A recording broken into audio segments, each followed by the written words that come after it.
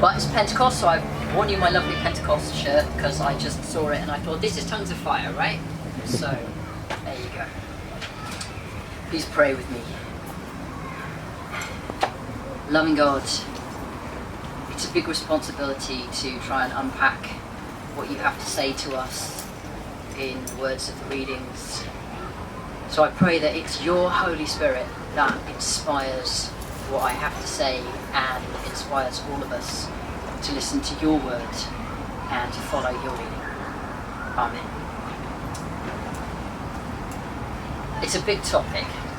Holy Spirit, Pentecost. There's a huge amount to say, and I don't have that long. Not even 25 minutes, which Philip tells me that he has done on occasion. I'm not going to make you sit and listen that long. You know, the Holy Spirit, comforter, advocate, companion, teacher, all the things that are said about the Spirit that came down that day. I've got to pick an aspect. And what really came to me, looking at this reading and a lot of other things that I've read about and been thinking about this week, was language, communication, the way in which we hear and speak to and understand each other, and what the Spirit has to do with that and does with that.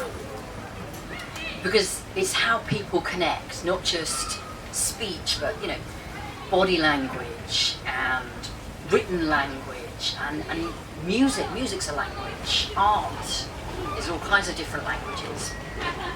They're all ways that we connect with each other, we communicate with each other, and they're all things that the Spirit can use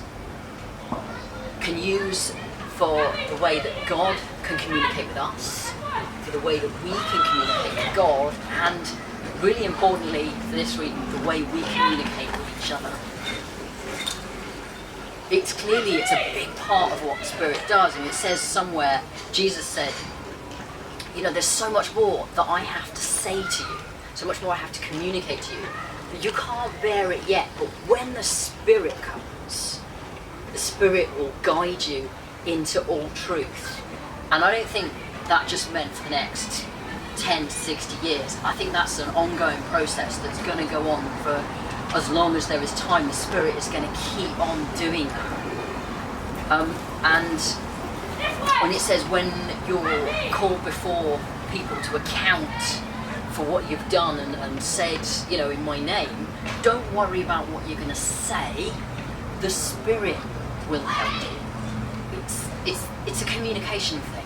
And also, Paul says that when we don't know what to pray, it's the Spirit that intercedes, sighs too deep for words. When we don't have words, it's okay. It's okay, the Spirit does. That's why when Paul said the gifts, it's like speaking in tongues is great. You know, happened that first time, happened when those first disciples felt that power. Only useful so long as someone understands what you said, Paul says. It's great that there's tongues, as long as there's interpreters, or as long as you've spoken something that communicated with someone else. Not to mystify or to confuse or to push someone further away from understanding, because sadly, as human beings, that's how we've ended up using language. It's meant to make clear, to convey, to, you know, sort of touch one another's lives with whatever it is that we have to say and understand, but somehow we've managed to misuse language to baffle people, to separate people, to convince people of things that aren't true. You know, we invented lying and stuff like that. And one of the stories really early on, right in Genesis, is the Babel story, and a lot of people connect Pentecost with the Tower of Babel story. At Babel, everyone spoke the same language, everyone on earth spoke the same language, and they were going to build this tower so that they could storm and take over heaven. And God's like, yeah, can't have that. And so what should we do? Well, we'll scatter their languages. We'll make them all to speak different languages, and then they won't be able to finish this project. And they say that, you know, Pentecost was the reverse of that. The Spirit came down and once more showed that we could understand each other. But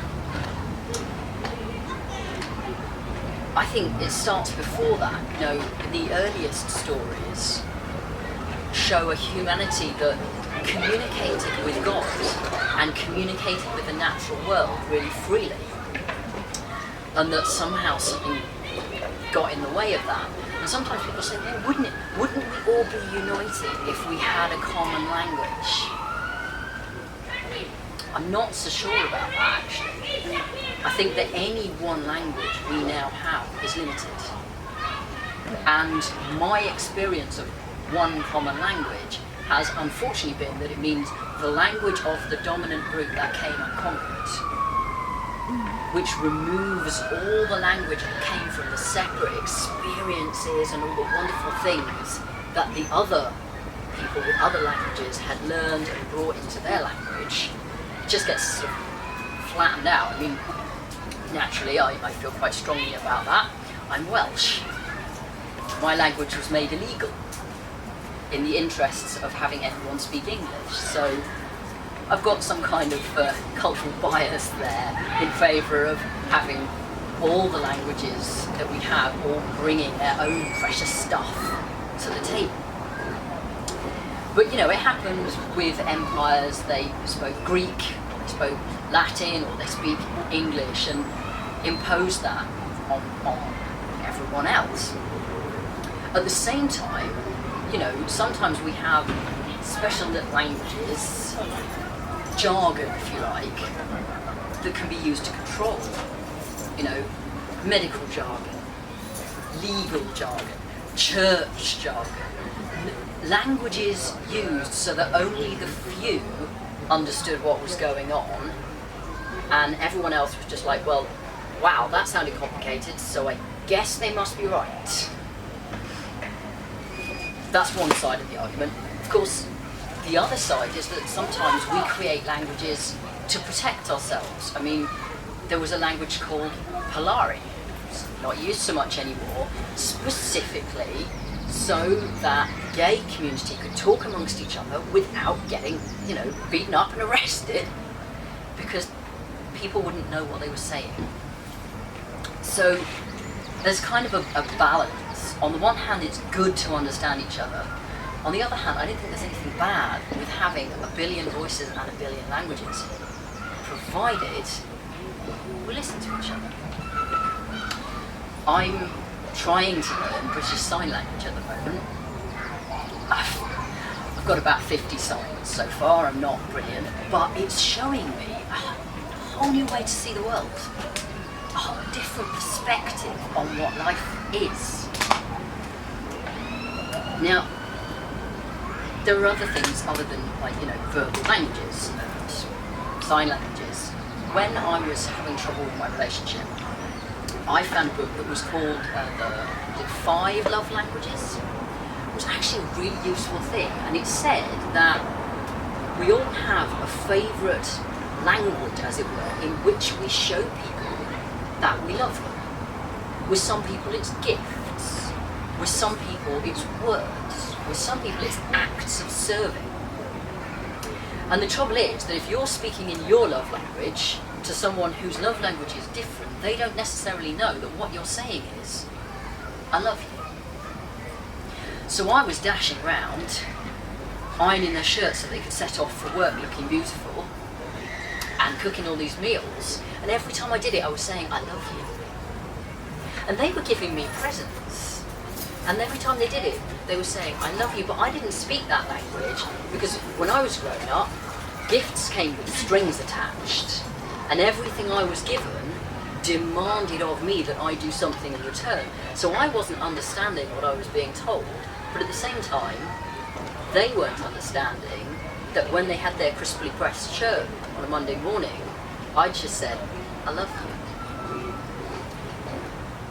So the Spirit doesn't reverse people, you know? We don't all suddenly speak Aramaic. People there, they didn't all suddenly start speaking the language of Galilee. What they did was they were all able to understand the message. Every now and again, the Spirit does that in a really dramatic, sort of fast, exciting way. Which is like every now and again, God does something that makes everyone go, whoa! But most of the time, that's not how it works. I think the Pentecost moments, the tongues of fire and the wind and everybody suddenly jabbering in Arabic and Cretan and everything, that's one of those whoa moments which show us what we're supposed to be doing the rest of the time, when the Spirit does the quiet work, the subtle, behind the scenes kind of Spirit movement. And the point was to show us that we're supposed to try and communicate with each other as we are, in each person's language. So, you know, God doesn't treat us as permanent babies. God isn't going to be like one of those communication devices on Star Trek, which automatically feeds everything you say into whatever is the language of the person that's listening.